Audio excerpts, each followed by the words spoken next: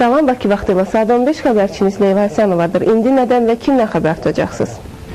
Moskvadakı teatr mərkəzində olmuş 100-dən çox insan barədə hələ heç bir məlumatın olmamasından, Rusiya Federal qoşunlarının Çeçenistanda hərbi əməliyyatlara başlamasından, sabah Azərbaycanla yanaşı Rusiyada da matəm elan olunacağından, Hindistanda sərnişin avtobusuna basqın nəticəsində 20 nəfərin ölməsindən. İndi isə daha ətraflı Ermənistan və Azərbaycan arasında elan olunmamış müharibə davam edir.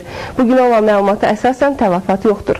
Bugün səhər Moskva xəstəxanalarının birində girovluqdan azad edilmiş Qazaxıstan vətəndaşı Aleksandra Lityaga adlı bir qız uşağı keçinib. Rusiya Səhiyyə Nazirliyi Mətbuat Xidmətinin verdiyi məlumata görə həmin qızın 14 yaşı var imiş. Qeyd edək ki, teatr mərkəzində daha 4 nəfər Qazaxıstan vətəndaşı olub, lakin Çeçen silahları onları oktyabrın 25-də səhər azad ediblər. Aleksandra Lityaganı isə Rusiya vətəndaşına oxşadaraq buraxmayıblar.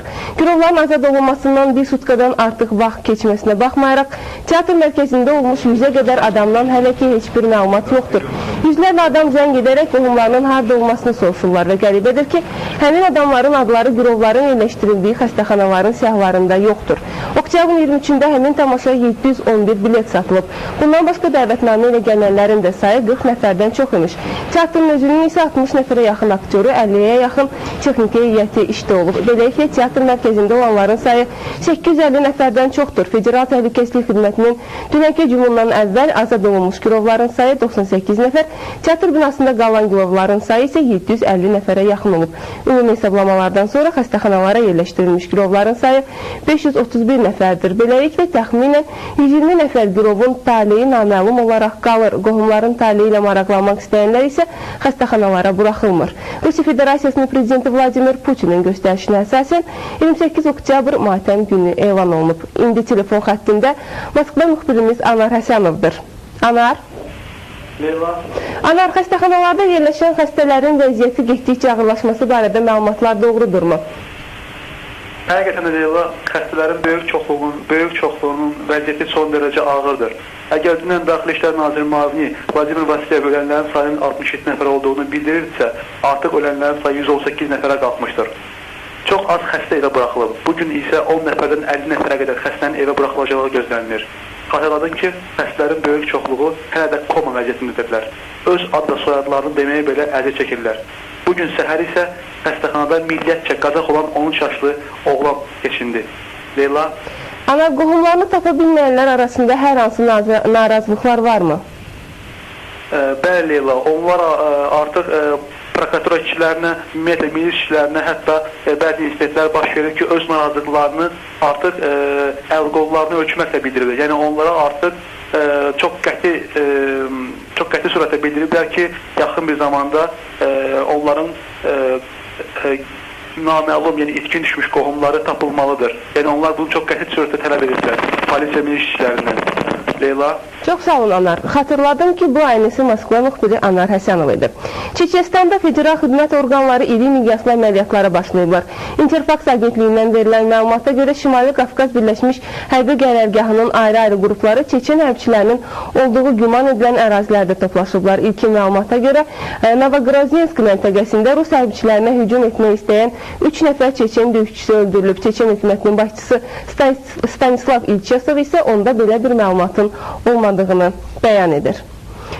Xəzər Dəniz Gəmiçiliyi İdarəsinin Merkuri 2 gəmisinin suda qalan üzvlərinin axtarışları davam edir. Xəzər Dəniz Gəmiçiliyi İdarəsindən ANS-ə bildirdilər ki, aparılan axtarışlar hələ ki heç bir nəticə verməyib. Xatırladaq ki, oktyabrın 22-sində Qazaxıstanın Akta limanından Bakı istiqamətində üzən Xəzər Dəniz Gəmiçiliyinə məxsus Merkuri 2 bərəsinin qəzaya uğraması nəticəsində 38 nəfər itkin düşüb, 9 nəfəri xilas etmək mümkün olub. 4 nəfərin meyidi tapılıb. Hadisə yerində 15 gəmi və bir neçə vertolyot axtarış aparır. Ekologiya və Təbii Sərvətlər Nazirliyinin mətbuat xidmətindən isə neftin yığılması üçün hadisə yerində xüsusi avadanlıqları olan gəmilərin işlədiyini dedilər. Nazirliyin Əlif Hacıyev adlı gəmisi qəzanın baş verdiyi ərazidə tədqiqat işləri aparılır. Qeyd edək ki, rəsmi məlumatlara görə Xəzərdəki neft ləkəsinin eni 8 metr, uzunluğu 15 kilometrdir. Bir də xatırladaq ki, Akta-Bakı marşrutu ilə hərəkət edən bərə 2100 tona qədər xam neft daşıyırmış. Respublika prokurorluğundan bildirirlər ki, baş vermiş hadisə ilə bağlı cinayət işi davam edir. Qeyd edək ki, ölkə prezidentinin fərmanı ilə Merkuri 2 gəmisində həlak olanların xatirəsini yad etmək məqsədi ilə oktyabr 28-də Respublika ərazisində matəm olacaq. Xəbərçiyə baxırsınız. Əmək və Əhalinin Sosial Müdafiəsi Naziri Əli Nağıyev bildirib ki, Rusiyada sosial sığorta yığım vergi qaydalarına əməl edən azərbaycanlılar vətənə qayıtdıqdan sonra burada pensiya ala biləcəklər.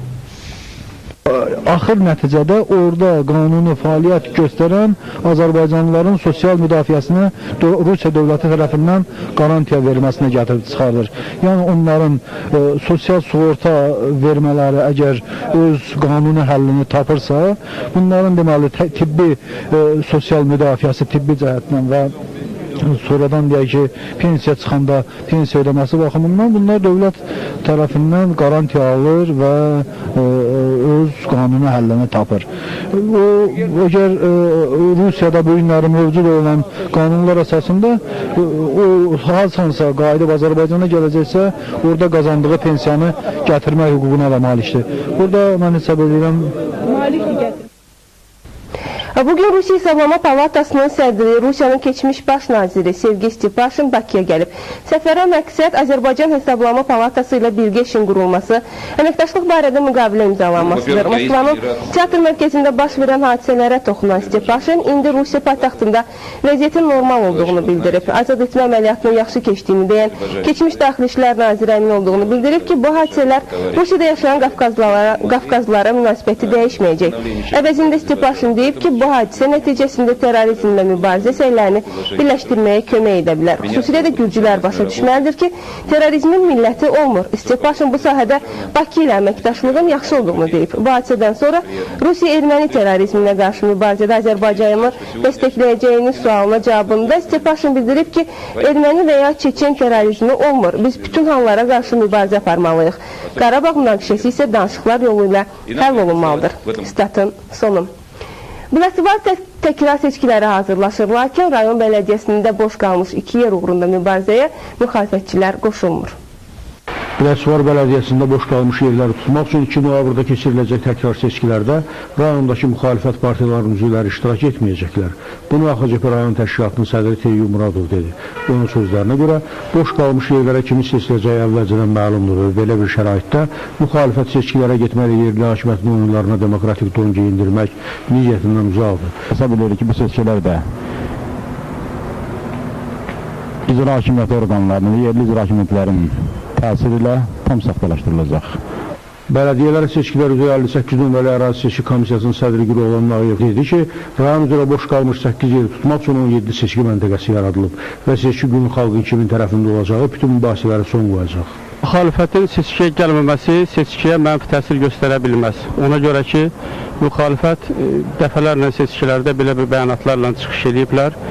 Güroğlan Nağıyevun da dedi ki, sədri olduğu komissiya seçkilərin demokratik şəkildə keçirilməsinə tam hazırdır. Ələddin Əzmov, İlqar Mustafayev, ANS Biləsuvar.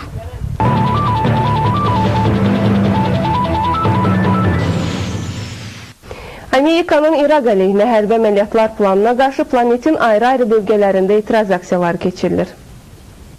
Amerika Birləşmiş Ştatlarının paytaxtı Vaşinqtonda 10 minlərlə vətəndaş İraqa mümkün hərbi müdaxiləyə etiraz əlaməti olaraq aksiya keçirib. Aksiya iştirakçıları əllərində plakatlar daşıyaraq müharibə əleyhinə şüarlar səsləndiriblər. Nümayişçilər Ağ Evə doğru yürüş ediblər. Analoji etiraz aksiyası San Fransisko şəhərində də baş tutub.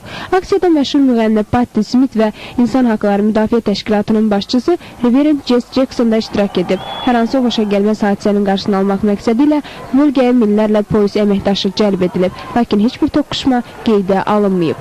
Bu arada Almaniyanın Hamburg şəhərində də etiraz aksiyası keçirilib. Polisin bildirdiyinə görə nümayişdə 500 nəfər iştirak edib. Analoji etiraz aksiyaları Almaniyanın paytaxtı Berlində və Frankfurt şəhərində də olub. Avropalılar Amerika prezidenti George Bush'un İraqa yönəlik siyasətinə qəti etiraz etdiklərini bildiriblər. Almaniya kansleri Gerhard Schröder Amerikanın İraqa hücum etməsinə etirazını gizlətmir.